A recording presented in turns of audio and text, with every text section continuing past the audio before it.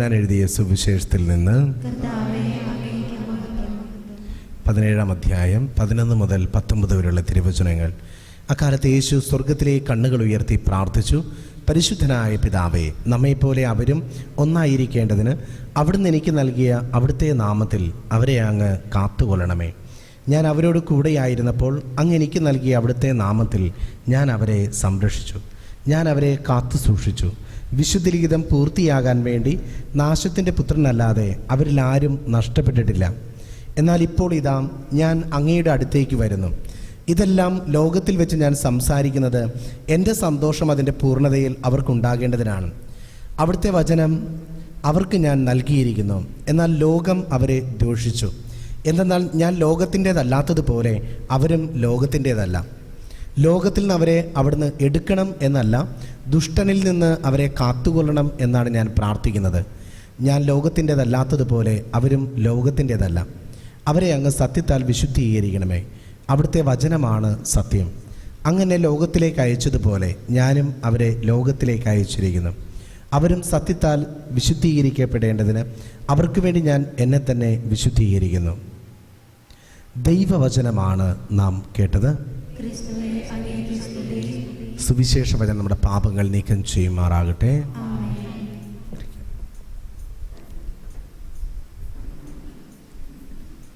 കഴിഞ്ഞ ദിവസം ഒരു ടൂർ പോയി.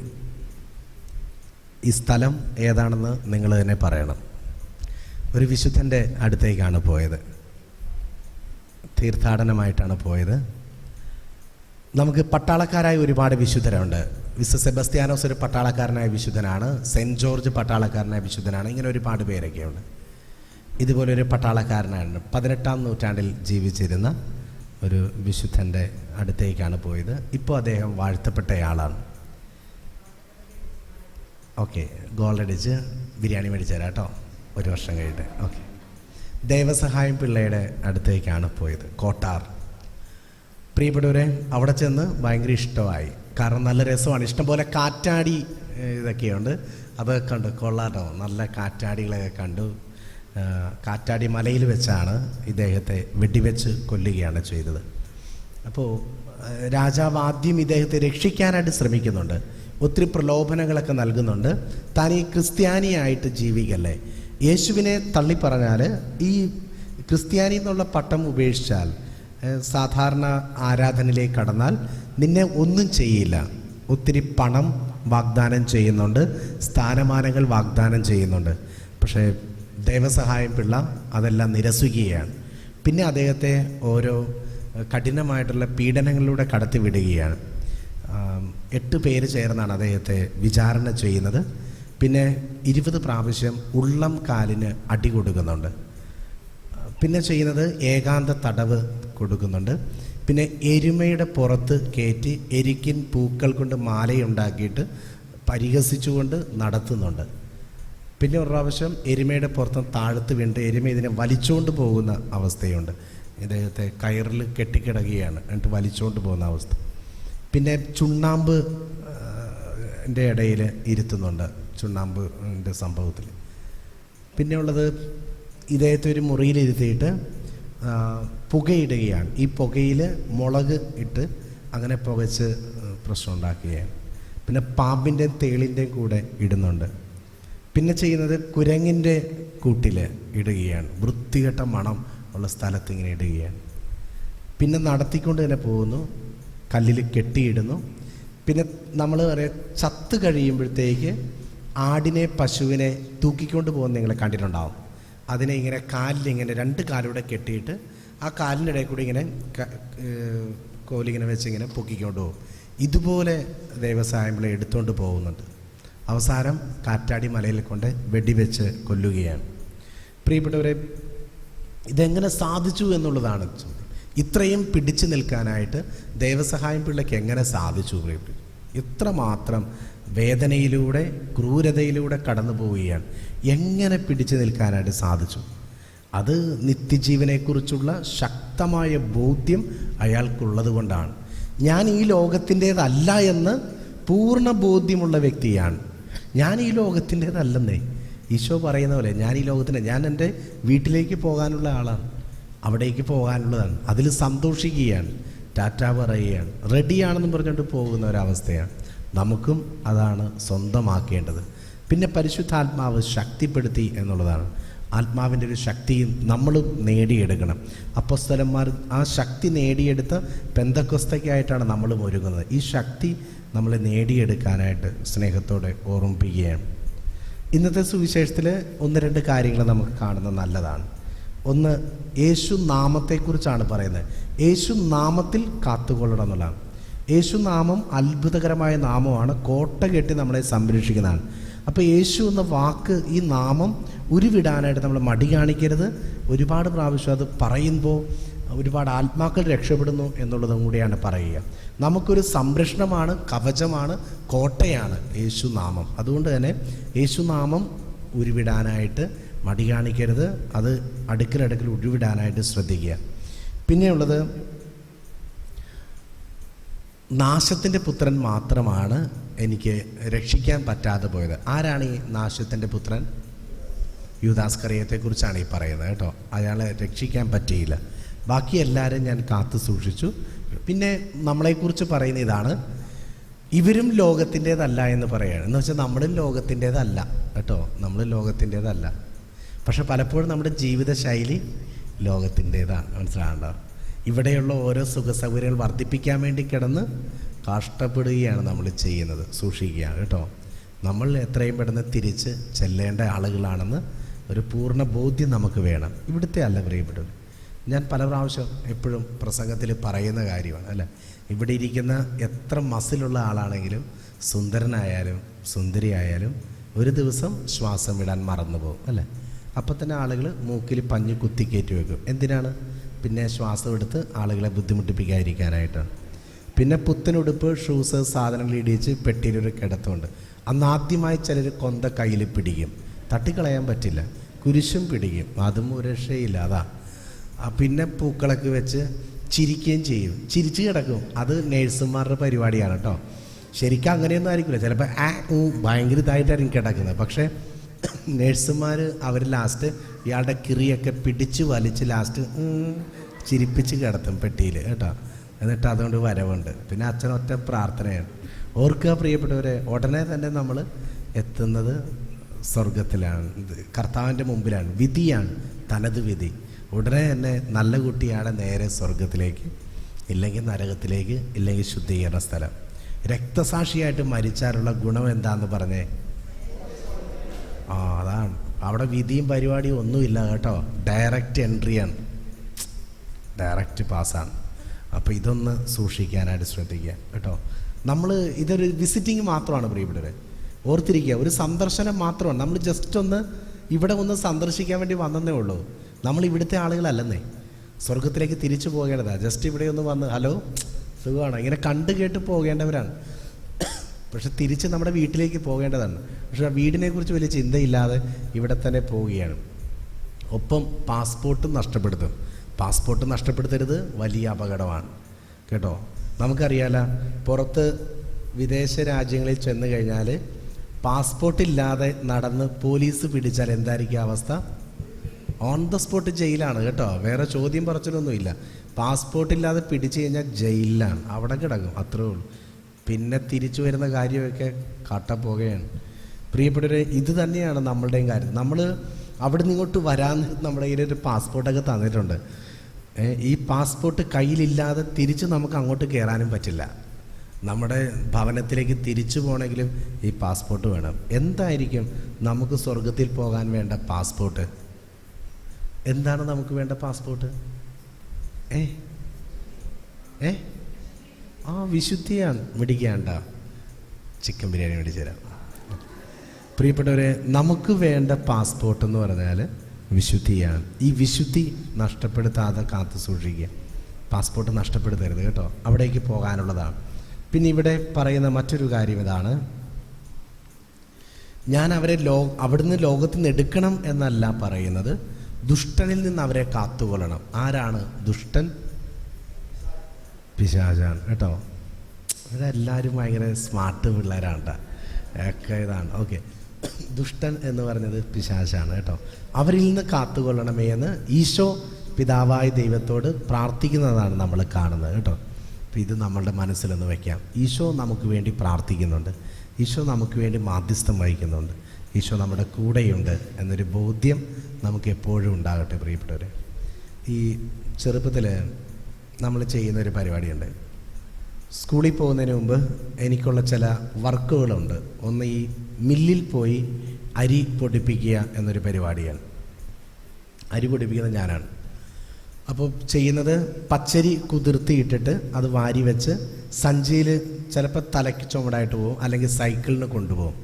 അവിടെ ചെന്നിട്ട്, ഇത് പുതുക്കലവട്ടത്താണ്, അവിടെ ഒരു മില്ലുണ്ട്, ഒരു മുസല്ലിയാരുടെ ഇതാണ്. അപ്പോൾ അദ്ദേഹം എന്നെ കാണുമ്പോൾ അവസാനമായപ്പോഴത്തേക്ക് താക്കോലെടുത്ത് തരും, മനസ്സിലാണ്ട. പിന്നെ ഞാൻ തന്നെ പോയിട്ട് വേണം മെഷീനൊക്കെ തുറന്ന് അതിൻ്റെ ഇത് മാറ്റണം, ഓരോ അരിപ്പ ഇതിനനുസരിച്ചുള്ളത് മാറ്റണം. അപ്പോൾ കുഴലപ്പം ഉണ്ടാക്കുന്നതിനും അവലോസ് പൊടി ഉണ്ടാക്കുന്നതിനും 2 തരത്തിലുള്ള സ്റ്റൈലാണ് വേണ്ടത്. അവലോസ് പൊടിക്കാണെങ്കിൽ എന്ത് വേണം, കുറച്ച് തരിയായിട്ട് പൊടിക്കണം. കുഴലപ്പം സാധനങ്ങൾ ഉണ്ടാക്കുന്നതാണെങ്കിൽ നല്ല നൈസായിരിക്കണം, മനസ്സിലായി. ഇതെങ്ങനെ തിരിഞ്ഞു പോയി കഴിഞ്ഞാൽ വീട്ടിൽ വന്നു കഴിഞ്ഞാൽ ടാങ് ടാങ് എന്ന് പറഞ്ഞിട്ട് പപ്പ അടി തരും, ഞാൻ നക്ഷത്രം എണ്ണിയിരിക്കും. എത്ര നക്ഷത്രമാണ് കൊള്ളാല എന്ന് പറഞ്ഞ് നിൽക്കേണ്ടി വരും, മനസ്സിലാകണ്ടോ. അപ്പോൾ കൃത്യമായിട്ട് നമ്മൾ നോക്കി അത് ചെയ്യണം എന്നുള്ളതാണ്. അപ്പോൾ ഇത് മാറ്റിയിട്ട് അരിപ്പ കറക്റ്റാക്കിയിട്ട് പിന്നെ സംഭവിക്കുന്ന അറിയാലോ, പച്ചരി നേരെ ഇതിൻ്റെ ഉള്ളിലേക്ക് വന്ന് വീഴും. ഇതിൻ്റെ ഉള്ളിലുള്ള ഇരുമ്പിൻ്റെ കഷ്ണങ്ങൾ ഇങ്ങനെ കിടന്ന് കറങ്ങി കഴിയുമ്പോൾ ഇതിങ്ങനെ പൊടിഞ്ഞ് താഴത്തേക്ക് വരികയാണ്. അത് കഴിയുമ്പോൾ നമ്മൾ ടെസ്റ്റ് ചെയ്ത് നോക്കും. കുഴലപ്പം ഉണ്ടാക്കാനുള്ളതാണെങ്കിൽ നമ്മൾ ഒന്നുകൂടെ നോക്കുമ്പോൾ എന്താണ്, തരി കൂടുതലുണ്ട് പ്രശ്നമാണ്. എന്ത് ചെയ്യുന്നു, അപ്പോൾ തന്നെ അത് വീണ്ടും എടുത്തിട്ട് റീപാക്ക് ചെയ്യും, മുകളിലേക്ക് വീണ്ടും ഇടും, അരിപ്പ മാറ്റി കുറച്ചും കൂടെ നൈസായിട്ടുള്ള അരിപ്പ ഇടും, മനസ്സിലാകണ്ടോ പ്രിയപ്പെട്ടവരെ. എന്തിനാണ് ഇങ്ങനെ ശരിക്കും നന്നായിട്ട് പൊടിഞ്ഞെങ്കിലേ അതിൻ്റെ കൃത്യമായ സംഭവം ഉണ്ടാക്കാൻ പറ്റുള്ളൂ. ഇതാണ് പ്രിയപ്പെട്ട, നമ്മളെയും ഇത് തന്നെയാണ് ദൈവം ചെയ്യുന്നത്. ഇടയ്ക്ക് പൊടിക്കുന്നുണ്ട് കേട്ടോ, പൊടിക്കും. ദൈവത്തിന് ഇഷ്ടപ്പെട്ട ഒരു വസ്തുവാക്കാനായിട്ട്, ദൈവത്തിന് ഇഷ്ടപ്പെട്ട ഒരു വിശുദ്ധിയാക്കി എന്നെ മാറ്റിയെടുക്കാൻ ദൈവത്തിന് നമ്മളെ പൊടിക്കേണ്ടതായിട്ടുണ്ട്. അത് കൃത്യമായ പാകത്തിൽ പൊടിക്കണം. അങ്ങനെ പൊടിക്കാനായിട്ട് എന്താ ചെയ്യുക, അതിന് പറ്റിയ ചില വ്യക്തികളെ നമ്മുടെ കൂടെ തരും കേട്ടോ. അത് ചിലപ്പോൾ അമ്മായിയമ്മയായിട്ട് വരും, നാത്തൂനായിട്ട് വരും, ഭർത്താവായിട്ട്, ഭാര്യയായിട്ട്, ഇപ്പം ലേറ്റസ്റ്റായിട്ട് മക്കളായിട്ട് വരുന്നുണ്ട് കേട്ടോ. അവരും നന്നായിട്ട് പൊടിച്ച് റെഡിയാക്കി തരുന്നുണ്ട്. അപ്പോൾ ഇവരെ കൊണ്ടാണ് ഈ പൊടിച്ചുകൊണ്ടിരിക്കുന്നത്. അപ്പോൾ നമ്മൾ പലപ്പോഴും സമ്മതിക്കില്ല. പൊടിക്കാനായിട്ട് വരുമ്പോൾ അരി ഇങ്ങനെ മാറി ഇങ്ങനെയൊക്കെ നിൽക്കാൻ പാടില്ല, പൊടിക്കാൻ വിട്ടുകൊടുക്കണം, തല്ലൊക്കെ കിട്ടണം. അങ്ങനെ അടിഞ്ഞ് പൊടിഞ്ഞ് ശരിക്കും പൗഡറായിട്ട് മാറണം പറയപ്പെടും. എന്നാലേ എൻ്റെ ഈശോയ്ക്ക് ഇഷ്ടപ്പെട്ടൊരു വ്യക്തിയാകാൻ നമുക്ക് സാധിക്കുള്ളൂ. വിട്ടുകൊടുക്കാനായിട്ട് ശ്രദ്ധിക്കുക, നമ്മൾ പൂർണ്ണമായിട്ടും വിട്ടുകൊടുക്കുക. ശരിക്കും പൊടിയട്ടെ കേട്ടോ. ഇതിൻ്റെ തന്നെ സെയിം ഉപമയാണ് വരുന്നത്. എളമക്കരയിൽ ആ സമയത്ത് പുന്നക്കൽ ഇങ്ങോട്ട് വരുന്ന വഴിക്ക് ഒരു പ്ലാസ്റ്റിക്കിൻ്റെ കമ്പനി. അവിടെ ജോലിക്ക് പോകുമായിരുന്നു. ഞാൻ പോകില്ല, അവിടെ ചേച്ചിമാർക്കാണ് അവിടെ കിട്ടുന്നത്. ഞാനന്ന് 5ാം ക്ലാസ്സിലൊക്കെ പഠിക്കുന്ന സമയമാണ്. അപ്പോൾ ഇവിടെ ചെയ്യുന്ന പ്ലാസ്റ്റിക്കിൻ്റെ കുറേ കുരുക്കളുണ്ട്, കുറച്ച് കുരുവാണ്. അത് വലിയ ഭരണിയിലുണ്ട്. എന്നിട്ട് അതെടുത്ത് മെഷീനിലേക്ക് ഇങ്ങനെ വെക്കും. എന്നിട്ട് ആ അച്ച് ഇങ്ങനെ വന്ന് അങ്ങോട്ട് വീണ് കഴിഞ്ഞിട്ട് അത് പൊക്കാൻ നേരത്തില്ലേ, കൃത്യം ആ അച്ച് ഏതാണോ അതേ അവസ്ഥയിൽ തന്നെ ഇതുണ്ടാവും. അപ്പോൾ അടപ്പ്, പാത്രം, പലവിധ സാധനങ്ങളാണത്. നല്ല രസമാണ്. എന്നിട്ട് ഈ അടപ്പ് ഇങ്ങനെ എടുത്തു വെച്ച് കഴിയുമ്പോൾ അതിൻ്റെ വക്കത്ത് കുറച്ചിങ്ങനെ നീണ്ടൊക്കെ ഇരിക്കുന്നുണ്ടാവും. അത് നമ്മളിങ്ങനെ ചെത്തി കറക്റ്റ് ചെയ്ത് കൊടുത്തു കഴിഞ്ഞാൽ 10 പൈസ കിട്ടും കേട്ടോ. അന്ന് 10 പൈസ വലിയ എമൗണ്ടാണ്, അറിയാമല്ലോ അല്ലേ. അപ്പോൾ ഒരു നടത്തിന് 10 പൈസ വെച്ച് ഇങ്ങനെ നമ്മൾ കട്ട് ചെയ്തുകൊണ്ടിരിക്കും. ഇതൊക്കെയാണ് പരിപാടി. പ്രിയപ്പെട്ടവർ ഓർക്കേണ്ട ഇതാണ്, ശരിക്കും നന്നായിട്ട് ഉരുകിയില്ല എങ്കിൽ അതിൻ്റെ കറക്റ്റ് ഷേപ്പ് വരില്ല. അടപ്പിൻ്റെ അടപ്പ് പകുതിയേ ഉണ്ടാവുള്ളൂ. അപ്പോൾ അതെടുത്ത് വലിച്ചെറിഞ്ഞ് കളയേണ്ടതായിട്ട് വരും. നമ്മൾ ഉരുക്കും പ്രിയപ്പെട്ടവർ. ഈശോ ഇങ്ങനെ ഉരുകിയെങ്കിലേ നമുക്ക് എന്തെങ്കിലുമൊക്കെ ആയിത്തീരാനായിട്ട് സാധിക്കുകയുള്ളൂ. ഉരുകാനായിട്ട് നമ്മളെ വിട്ടുകൊടുക്കണം. കർത്താവ് അത് ശ്രമിക്കുന്നുണ്ട് കേട്ടോ. ചിലപ്പോൾ നമ്മുടെ ചില ദുരന്തങ്ങൾ നമ്മുടെ ജീവിതത്തിലേക്ക് തരും. നമ്മുടെ പ്രിയപ്പെട്ടവരുടെ വേർപാട് ഒരു ദുരന്തമായിട്ട് വരികയാണ്. ചിലപ്പോൾ സാമ്പത്തികമായിട്ടുള്ള ബുദ്ധിമുട്ടുകൾ, കടബാധ്യതകൾ, ചിലപ്പോൾ മക്കളുടെ വിവാഹം നടക്കാത്ത, മക്കളില്ലാത്ത അവസ്ഥകൾ, ഇങ്ങനെ പലതരത്തിലുള്ള അസ്വസ്ഥതകൾ, രോഗാവസ്ഥകൾ കൊണ്ട് കർത്താവ് നമ്മളിങ്ങനെ ഉരുക്കും പ്രിയപ്പെട്ടവർ. എന്തിനാണ് ഇങ്ങനെ ഉരുക്കുന്നത്? എന്തിനാ ഇങ്ങനെ ഉരുക്കുന്നത്? കർത്താവിന് ഇഷ്ടപ്പെട്ട ഒരു വിശുദ്ധിയാക്കി മാറ്റണം. അതിനു വേണ്ടിയിട്ടാണ്. ഇന്നലെ ചൊവ്വാഴ്ച സെൻറ്റ് ആൻ്റണീസിലിരിക്കുന്ന സമയത്ത് ഒരു ചേട്ടനും ചേച്ചിയും കൂടെ വന്നു കഴിഞ്ഞിട്ട് ഒരൊറ്റ കരച്ചിലാണ്. വന്നു കഴിഞ്ഞ് സംസാരിക്കുന്നതിന് മുമ്പ് തന്നെ കരയാൻ തുടങ്ങി. ഞാനാകെ അങ്കലാപ്പായി. ഇതെന്താണ് സംഭവം, എന്താണ് കേസ് എന്ന് ചോദിക്കാൻ. അപ്പോഴാണ് പറയുന്നത് ഭാര്യയ്ക്ക് ക്യാൻസറാണ്, 35 വയസ്സേ ഉള്ളൂ. അപ്പോൾ ആമാശയത്തിലാണ് ക്യാൻസർ. ഇയാളോട് പറഞ്ഞിട്ടില്ല, ഈ വ്യക്തിയോട് പറഞ്ഞിട്ടില്ല. അതെന്തോ അൾസറിൻ്റെ ഇതാണ്, ജസ്റ്റ് ശരിയാക്കാമെന്ന് പറഞ്ഞിട്ടുള്ളൂ. അന്ന് രാവിലെയാണ് അറിഞ്ഞിട്ട് നേരെ പള്ളിയിലേക്ക് വന്നേക്കുക. എന്നിട്ട് ഇവരിങ്ങനെ ടെൻഷൻ അടിച്ച് നിൽക്കുന്നു. അയാളെ പള്ളിയിൽ പ്രാർത്ഥിക്കാനിരുത്തിയേക്കുകയാണ് ഭാര്യനെ. എന്നിട്ട് പെങ്ങളും ചേട്ടനും കൂടെ സഹോദരനൂടെ വന്നേക്കുന്നത്. എന്നിട്ട് ഇവർ വന്ന് കരച്ചിലാണ്. പ്രിയപ്പെട്ടവരെ, അവരുടെ ജീവിതത്തിലെ വലിയൊരു ദുരന്തമാണ്. കാരണം ഡോക്ടർ പറഞ്ഞത് ചികിത്സിക്കാൻ പറ്റുന്ന സ്റ്റേജ് കഴിഞ്ഞു എന്ന രീതിയിലാണ് പറഞ്ഞത്. അപ്പോൾ ഇനി എന്തെങ്കിലും ചെയ്യാൻ പറ്റുമോ എന്നുള്ളത് ഉറപ്പില്ല എന്നുള്ളതാണ്. പ്രിയപ്പെട്ടവർ, തിരിച്ചറിയേണ്ട യാഥാർത്ഥ്യം ഇതാണ്. ഇങ്ങനെയുള്ള ദുരന്തങ്ങൾ എന്തേ നമ്മുടെ ജീവിതത്തിൽ വരുന്നു. എനിക്കെന്താ പറയാൻ പറ്റുന്നവരോട്? എന്തു പറയാനായിട്ടാണ്? ഒന്നും പറയാൻ പറ്റുന്നില്ല. പിന്നെ ഞാൻ പ്രാർത്ഥിക്കാം കേട്ടോ. എപ്പോഴും നമ്മുടെ ഒരു ഡയലോഗാണ് അല്ലേ? പ്രത്യേകിച്ചൊന്നും പറയാത്ത പറ്റാതെ അച്ഛന്മാർക്കൊക്കെ മുട്ട സാധനമാണത്. പ്രാർത്ഥിക്കുക എന്നോട് തലയൊക്കെ വെച്ച് ശക്തമായിട്ടൊക്കെ പ്രാർത്ഥിച്ച് നല്ല കിടിലിനായിട്ട് വിട്ടു. ഹാപ്പിയായി. കർത്താവ് ഇടപെട്ട് കേട്ടോ. അവരാ വിഷമം കഴിഞ്ഞപ്പോൾ തന്നെ കർത്താവ് ഇടപെട്ട് അവരുടെ സങ്കടം പകുതിയാക്കി തലയൊക്കെ വെച്ച് പ്രാർത്ഥിച്ച് അവരെ ഹാപ്പിയായി. അങ്ങനെ പറഞ്ഞു വിടുകയാണ്. പ്രിയപ്പെട്ടവരെ, ഇങ്ങനെയുള്ള പ്രശ്നങ്ങൾ നമ്മുടെ ജീവിതത്തിൽ ഉണ്ടാകേണ്ടത് വളരെ അത്യാവശ്യമാണ്. ഇല്ലാത്തവർ അത് ചോദിച്ചു മേടിക്കണം. ഒന്ന് എഴുന്നേറ്റ് നിൽക്കാം.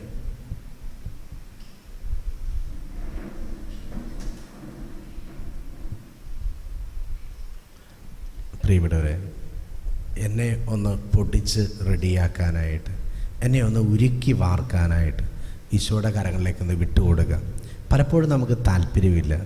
എന്നെ ഒന്ന് ചെറുതായിട്ട് തൊടുമ്പോൾ തന്നെ ഞാൻ വല്ലാതെ വാശി പിടിച്ച് മാറി നിൽക്കുകയാണ്. വേണ്ട, എന്നെ തുടരുന്ന് പറയുന്ന അവസ്ഥയാണ്. ഒന്ന് വിട്ടുകൊടുക്കാൻ പ്രിയപ്പെട്ടവരെ, പൂർണ്ണമായിട്ടൊന്ന് വിട്ടുകൊടുക്കുക. കല്ലിനെ കൊത്തി റെഡിയാക്കുമ്പോഴാണ് അതിൽ നിന്ന് നല്ല രൂപങ്ങൾ പുറത്തേക്ക് വരിക. പക്ഷെ അത് എന്നെ കൊത്തല്ലേ എന്ന് പറഞ്ഞു കഴിഞ്ഞാൽ ഒന്നും അതിൽ നിന്ന് വരില്ല എന്നുള്ളതാണ്. നമ്മളങ്ങ് വിട്ടുകൊടുക്കുക. എൻ്റെ ഈശോയെ എന്നെ പൊടിക്കുക, ഈശോയെ എന്നെ ഇടിച്ച് പൊട്ടിക്കുക. കൊച്ചുറേസ്യ പുണ്യവിതയാടാ പറയുന്നത്. ഒരു പന്തായിട്ട് തന്നെ കൊടുക്കുകയാണ്. ഈശോയെ എന്നെ ഒരു പന്തായിട്ട് അങ്ങയുടെ കരങ്ങളിലേക്ക് തരികയാണ്. ഈശോ അങ്ങേക്ക് ഇഷ്ടമുള്ളത് ചെയ്തോ. ഒരു കൊച്ചുകുട്ടിയുടെ കയ്യിലേക്ക് പന്ത് കൊടുക്കുന്ന പോലെ തന്നെ എന്നെ തന്നെ പൂർണ്ണമായിട്ടും കൊടുക്കുകയാണ്. ഈശോയെ അങ്ങേക്ക് ഇഷ്ടമുള്ളത് ചെയ്തോ. കുട്ടികൾ എന്താ ചെയ്യുന്നത്? ഇടയ്ക്ക് ഉമ്മ വെക്കും, ഇടയ്ക്ക് അത് തലോടും, ഇടയ്ക്ക് വലിച്ചെറിയും, ചിലപ്പോൾ കീറിപ്പൊളിക്കും, ചിലപ്പോൾ അവഗണിക്കപ്പെട്ട് കട്ടിലടി കിടക്കും. കിടന്നോട്ടെ, കുഴപ്പമില്ല. ഇത് ഈശോയുടെ പന്താണ്. ഈശോയ്ക്ക് ഇഷ്ടമുള്ളത് ചെയ്യാം. പ്രിയപ്പെട്ട, നമുക്ക് നമ്മളെ തന്നെ പൂർണ്ണമായിട്ട് വിട്ടുകൊടുക്കുക. ഈശോയെ അങ്ങേക്കിഷ്ടമുള്ളത് എന്നോട് ചെയ്യുക. എന്നെ പൊടിക്കണോ, പൊടിച്ചോ. എന്നെ ഉരുക്കണോ, ഉരുക്കിക്കോ. പൂർണ്ണമായിട്ടും വിട്ടുകൊടുക്കുക. ഈ ഒരു കൃപ നമുക്കൊന്ന് ചോദിച്ച് മേടിക്കാം. കരങ്ങളൊന്ന് യാചനാപൂർവ്വം പിടിച്ചിട്ട് കണ്ണുകളടച്ച് ശരിക്കും അങ്ങ് ആസ്വദിച്ച് അങ്ങ് സ്തുതിച്ചേ.